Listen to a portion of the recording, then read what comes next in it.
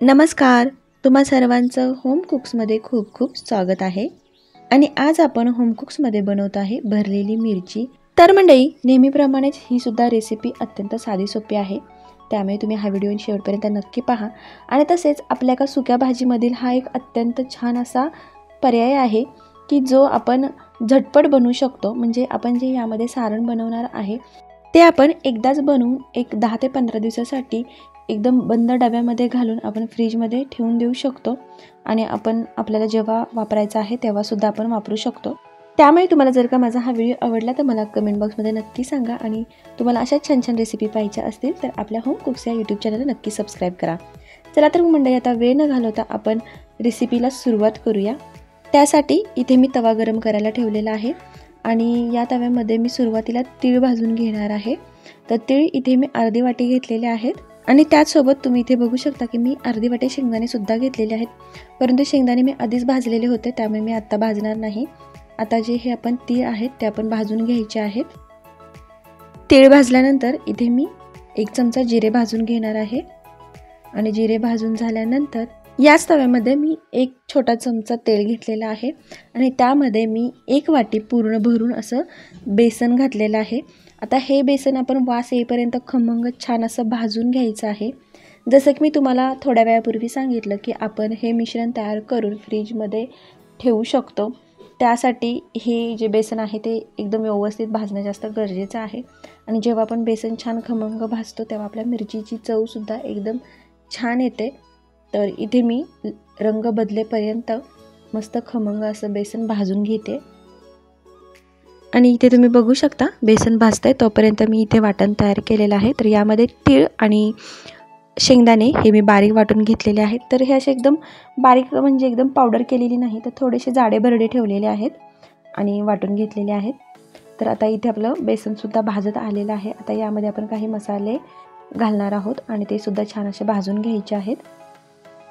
तर इथे तुम्ही बघू शकता की मी 1.5 चमचा इथे हळद घातलेली आहे, अर्धा चमचा मी इथे हिंग घातलेला आहे, त्यानंतर 1 चमचा धने पावडर, अर्धा चमचा जिरे पावडर।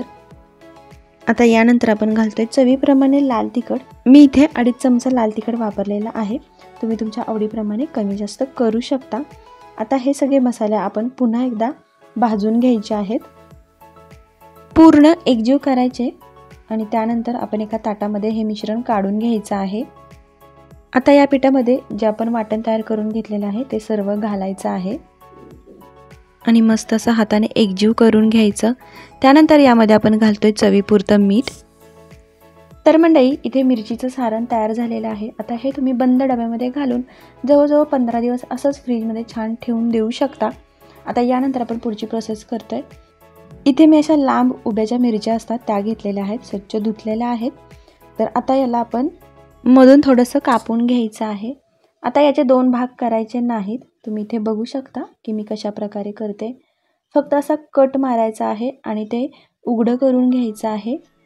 आता यातील ज्या बिया आहेत त्या काढायच्या नाहीत, या बिया अशाच ठेवायच्या आहेत आणि अशा प्रकारे आपण सर्व मिरच्यांना कट करून घेणार आहोत। तर इथे आता आपल्या सर्व मिरच्या कापून तयार झालेल्या आहेत। आता या कापलेल्या मिरच्यांमध्ये आपण जे तयार केलेलं सारण आहे ते भरून घ्यायचं आहे, पण त्यामध्ये आपण आपल्या आवडीप्रमाणे इथे कोथिंबीर घालायची आहे। तर इथे आपण जेवढं सध्या वापरणार आहे तेवढंच सारण घ्यायचं आहे आणि त्यामध्ये कोथिंबीर घालायची आहे आणि त्यामध्ये आपण गरजेप्रमाणे थोडंसं तेल घालायचं आहे। आता इथे मी सर्व सारण वापरणार आहे त्यामुळे मी सगळ्या सारणमध्ये कोथिंबीर आणि तेल घातलेलं आहे आणि ते छान एकजीव करून घेतलं आणि ते एकजीव झाल्यानंतर आपण त्या मिरच्यांमध्ये भरून घ्यायचं आहे। तर मंडळी, इथे तुम्ही बघू शकता की मी कशा प्रकारे भरते। अगदी भरताना एकदम नाजूक हाताने थोडं थोडं करून भरायचं आहे, व्यवस्थित इथे स्टफिंग झालं पाहिजे आणि दाबून दाबून भरायचं आहे, म्हणजे जे सारण आहे ते पटकन बाहेर येणार नाही आणि मिरचीला तसंच राहून जाईल। तर पूर्ण मी देठापासून शेंड्यापर्यंत छान असं सारण भरून घेतलेलं आहे आणि अशाच प्रकारे आपण सर्व मिरच्या तयार करून घ्यायच्या आहेत। तर इथे मी सर्व मिरच्या भरून तयार केलेल्या आहेत। आता या मिरच्यांना आपण छान असं खरपूस भाजून घ्यायचं आहे। त्यासाठी मी इथे तवा गरम करायला ठेवलेला आहे। तर मंडळी या ठिकाणी जर का पसरट तवा असेल तर नक्की त्या तव्याचा वापर करा। इथे मला परत तवा बदलायला लागलेला आहे।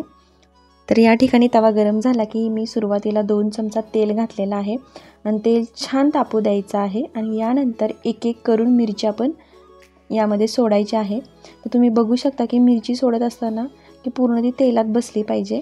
अशा प्रकारे मी यामध्ये तव्यामध्ये सर्व मिरच्या घालून घेते आहे आणि मिरची तव्यात घातल्यानंतर मी वरून थोडंसं आणखीन तेल सोडलेलं आहे की ज्यामुळे मिरचीला सर्व बाजूने तेल लागेल आणि वरून आपण झाकण ठेवायचं आहे। तर आता हे झाकण ठेवल्यानंतर आपण एक 3 ते 4 मिनिट छान अशी वाफ द्यायची आहे आणि त्यानंतर आपण हे झाकण काढायचं आहे। तुम्ही बघू शकता तर आपल्या मिरच्यांना थोडी थोडी अशी वाफ बसते आहे। तर आता असंच आपण पुन्हा एकदा हलवून घ्यायचं आहे आणि सर्व मिरच्या हलवून झाल्या की पुन्हा यावरती झाकण ठेवायचं आहे आणि पुन्हा आपण 5 मिनिट छान अशी वाफ देणार आहोत।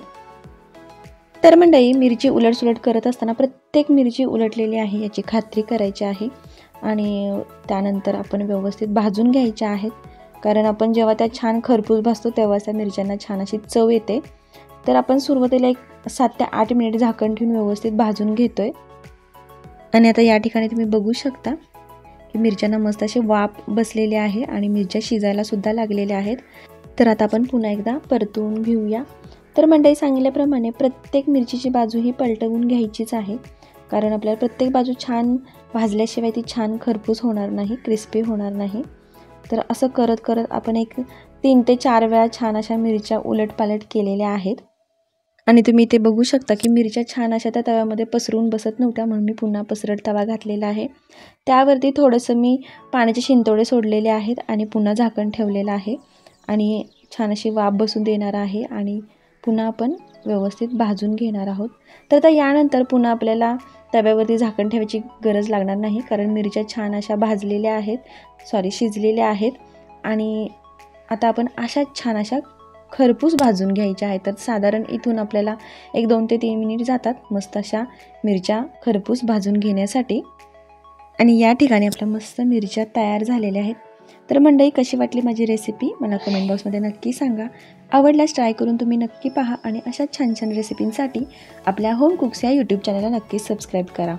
चला तर मग आता भेटूया अशाच आणखीन एक नवीन रेसिपीमध्ये, तोपर्यंत बाय बाय।